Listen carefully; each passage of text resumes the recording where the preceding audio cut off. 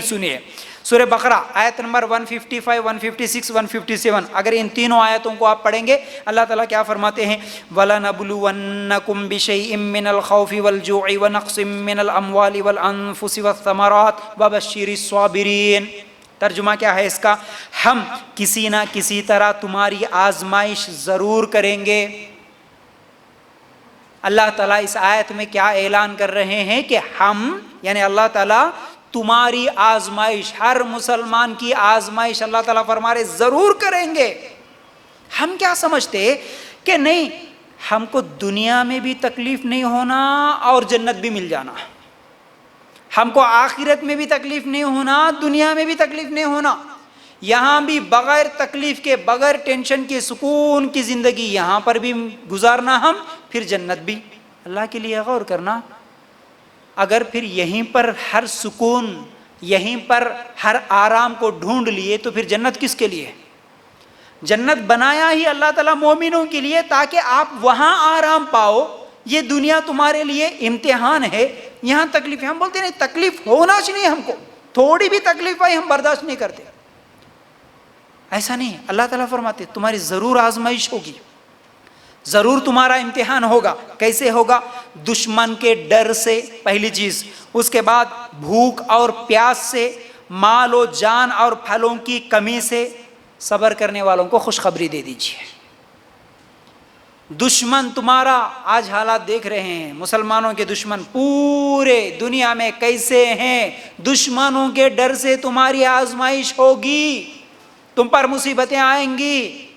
پھر جان و مال اور پھلوں کی کمی میں، بھوک اور پیاس میں بھی تمہاری آزمائش ہوگی.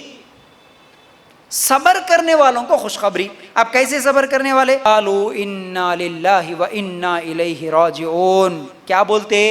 جب انہیں کوئی مصیبت آتی ہے تو کہہ دیتے ہیں ہم خود اللہ تعالیٰ کی ہی ملکیت ہے اور ہم اسی کی طرف لوٹنے والے ہیں.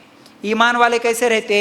جب ان کے اوپر مصیبت آتی، پریشانی آتی تو زبان سے کیا الفاظ نکالتے؟ انا للہ و انا الیہ راجعون.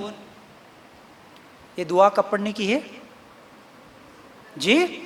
مر گئے تو پڑھنے کی ہے. ہمارے پاس یہی عام ہو چکا ہے، ہمارے پاس یہ عام ہو چکا ہے کہ اگر کسی کے انتقال کی خبر سنے تو فوراً بولتے انا للہ و انا الیہ راجعون. وہ بھی اپنے آپ کو ٹھیک ہے بھئی تھوڑی بہت دینداری اور سمجھداری ہے تو ان کی زبان سے نکلتا، ورنہ کسی کی خبر سنے تو فوراً ایو اماں ابا کیا کیا کی الفاظ نکال دیتے. ایسا کیسا ہو گیا، ایسا کیا ہو گیا، وہیں سے رونا دھونا شروع. مگر انا للہ کس کی زبان سے نکلتا؟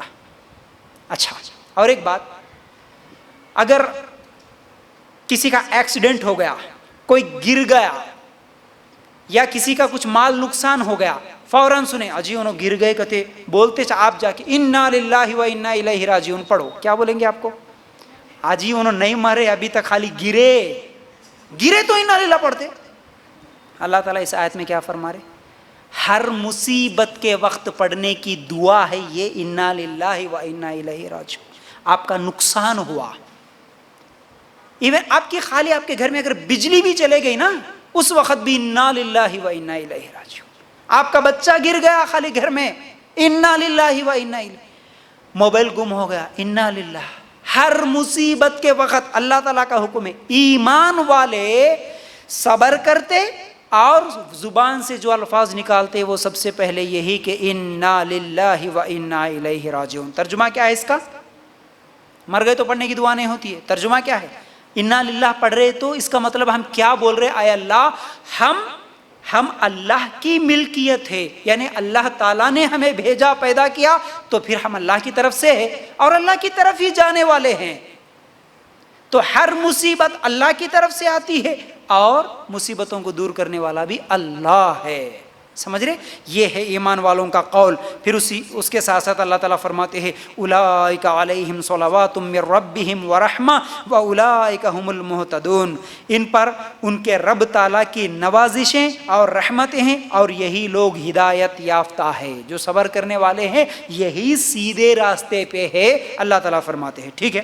اچھا، اب دیکھیے یہاں پر ایک واقعہ بھی سناؤں گا میں آپ کو. ام سلمہ رضی اللہ عنہا، یہ اللہ کے رسول صلی اللہ علیہ وسلم کے نکاح میں آنے سے پہلے ابو سلمہ رضی اللہ تعالیٰ عنہ کی نکاح میں تھی، ابو سلمہ کی بیوی ام سلمہ رضی اللہ عنہ۔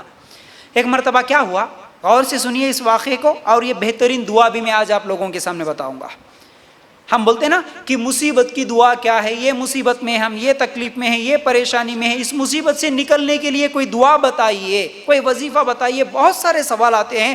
ٹھیک ہے، ایک بہترین دعا جو صحیح حدیث سے ثابت ہے، ام سلمہ رضی اللہ تعالیٰ عنہ کہتی ہیں کہ میں نے ایک مرتبہ نبی کریم صلی اللہ علیہ وسلم سے سنا کہ جس مسلمان کو کوئی مصیبت پہنچے، کبھی کسی مسلمان کو کوئی مصیبت پہنچے اور وہ اس وقت انا للہ و انا الیہ راجعون پڑھے، پھر اس کے بعد یہ دعا کرے۔ کون سی دعا؟ اللہم اجرنی فی مصیبتی واخلف لی خیرا منہا الا اخلف اللہ لہ خیرا منہا۔ ترجمہ کیا ہے اس کا؟ اے اللہ مجھے میری مصیبت میں اجر دے اور اس کے بعد مجھے خیر نصیب کر۔ یہ دعا ہے، اللہ کے رسول صلی اللہ علیہ وسلم نے یہ دعا بتائی۔ تو اس کا فائدہ کیا ہوگا؟ اللہ کے رسول صلی اللہ علیہ وسلم نے فرمایا اللہ تعالیٰ اس سے بہتر چیز اسے عطا کرے گا۔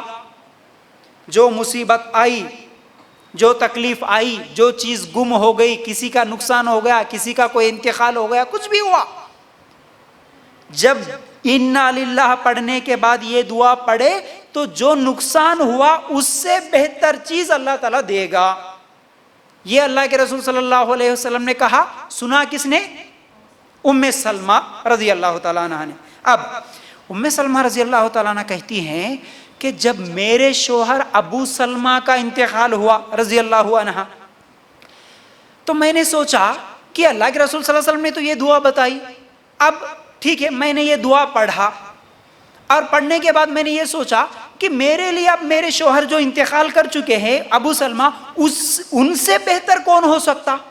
وہ بڑے اچھے تھے، بڑے نیک تھے، تو ان سے بہتر کون ہو سکتا؟ میں یہ سوچ رہی تھی، لیکن میں نے یہ دعا پڑھا تو بعد میں مجھے ابو سلمہ سے بہتر شخص اللہ کے رسول صلی اللہ علیہ وسلم کا نکاح کا پیغام آیا، اور اللہ کے رسول صلی اللہ علیہ وسلم سے نکاح ہوا ام سلمہ کا۔ یہ صحابہ کا ایمان تھا، صحابیات کا ایمان تھا۔